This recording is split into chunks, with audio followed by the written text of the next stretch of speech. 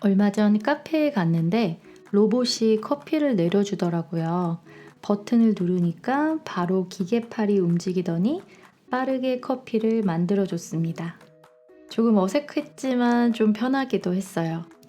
그런데 생각해 보니까 제가 사는 동네에도 무인 카페, 무인 아이스크림 가게, 무인 라면 가게, 그리고 밀키트 카페까지 무인 시스템을 도입한 가게가 무려 6군데나 있더라고요.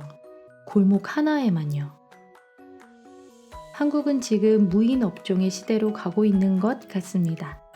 오늘은 무인 점포와 그 안에 담긴 한국 사회에 대해 이야기해 보려고 합니다.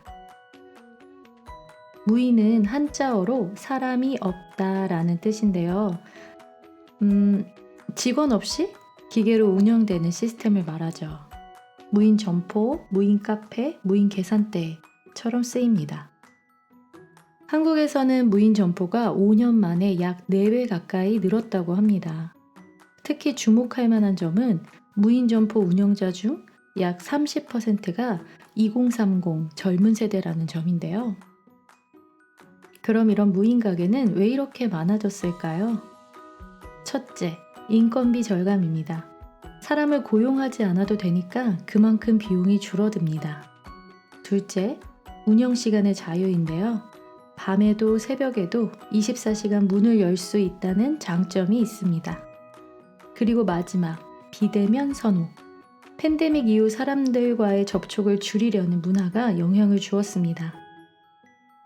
한국의 무인 시스템은 정말 다양하게 진화하고 있는데요. 무인 달걀 가게도 있고요. 무인 옷 가게도 있습니다. 눈치 보지 않고 편하게 옷을 입어볼 수 있어서 내향인들에게 좋을 것 같습니다. LG샵은 낮에는 직원이 있지만 밤에는 무인으로 전환됩니다. 야간에 들어갈 때는 휴대전화로 본인을 인증해야 해요. 무인 숙박업소에는 예약부터 퇴실까지 모든 것이 셀프입니다. 무인 테니스 가게, 무인 운세방, 무인 애견 목욕방도 있습니다.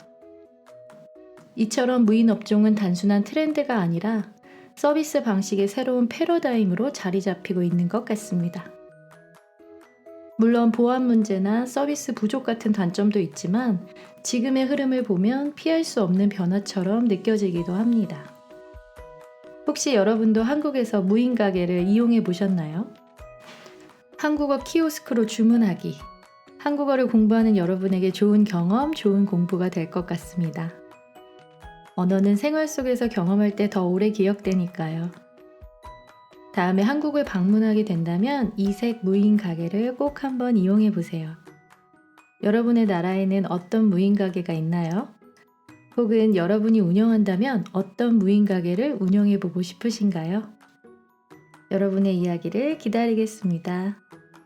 그럼 다음에 또 만나요.